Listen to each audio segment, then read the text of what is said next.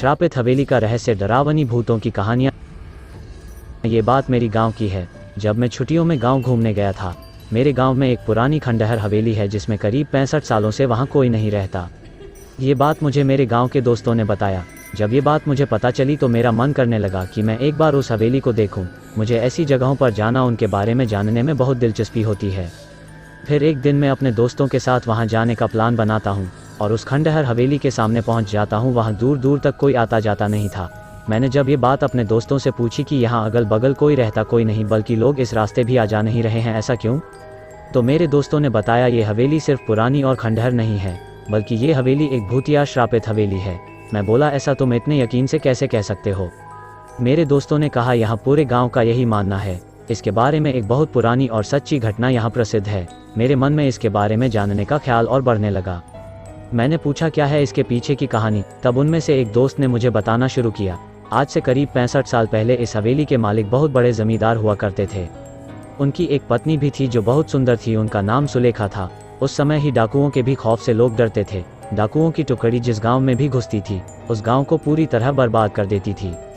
क्या हुआ, जमींदार का एक बार डाकुओं के सरदार को जमींदार के धन और संपत्ति पर नजर पड़ी, जिसके बाद उसने जमींदार के घर डकैती डालने का सोचा। इस पर सभी डाकुओं ने हाँ कर दिया। फिर एक दिन वो भी गया जो जमींदार ने कभी सोचा भी नहीं होगा। डाकुओं ने एक दिन जमींदार के हवेली पर रात में डकैती मार दी।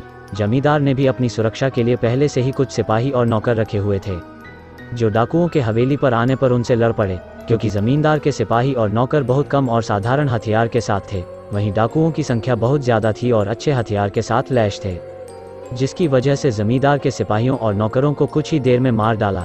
ये सब जमींदार देखने के बाद सोचा, इससे पहले कि डाकू हवेली का दरवाज़ा तोड़कर अंदर घुस जाए, उसे अपनी पत्नी और खजाने को छुपा देना चाहिए। फिर उसने उस खजाने को एक हवेली में ही किसी खुफिया जगह पर छुपा दिया और अपने पत्नी को एक कमरे के अंदर एक और खुफिया कमरे में छुपा दिया और बाहर से कमरा बंद कर दिया। इसके बाद कुछ ही देर में डाकू हवेली का दरवाज़ा तोड़कर अंदर घुस गए, जिसमें जमींदार की मौत डाकुओं के हाथों हो गई। पर जमींदार ने मरते मरते अपने खजाने का पता उन डाकुओं को नहीं बताया। डाकुओं ने खजाने को बहुत खोजा पर वो नहीं मिला। फिर डाकू वहां से हवेली की कीमती सामने के लेकर वहां से चले गए। जमींदार की पत्नी का क्या हुआ? पर जमींदार की पत्नी जो एक खुफिया कमरे बंद थी, उसका पता किसी को नहीं था। उसकी पत्नी बहुत चिल्लाई, लोगों को बुलाने की कोशिश की, कमरे के दरवाजे को तोड़ने की कोशिश की, पर वो अंत तक कुछ नहीं कर सकी और भूख प्यास से वो तड़प तड़प कर वहीं मर गई। उसके मरने के बाद उसके लाश के बदबू से लोग हवेली में गए और उस कमरे को तोड़कर उसके लाश को वहां से निकालकर उसका अंतिम संस्कार किया। कहा जाता है कि आज भी वो अपने पति का इंतजार उस कमरे करती है। उसका पति कभी तो आएगा और उसे उस कमरे से आज़ाद करेगा, और आज भी उसे उसके हवेली में घुसपैठिए या उसके बिना इजाज़त के अंदर आने वालों को सजा देती है। आज भी श्रापित है वो हवेली। मैंने अपने दोस्तों ये कहानी सुनकर उन पर विश्वास नहीं किया। मैंने पूछा, क्या यार तुम लोग भी न कब की बात आज तक लेकर बैठे हो? इसका कोई सबूत है तुम लोगों के पास? तो उन लोगों ने बोला, कुछ लोगों ने इस हवेली में जाने की और वहां रुकने की गलती की थी, जो आज तक इस सदमे को भूल नहीं पाए हैं। मैंने पूछा, ऐसा क्या हुआ था उन लोगों के साथ इस हवेली में?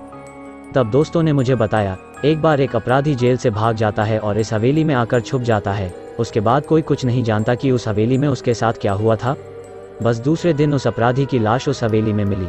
मैंने बोला, ये हादसा भी हो सकता है। तो उन लोगों ने कहा, एक बार एक चरवाहा उस हवेली में एक रात रुकने के लिए रुक जाता है, जो सुबह जिंदा उस हवेली से तो बाहर आ जाता है, पर अपना मानसिक संतुलन खो देता है।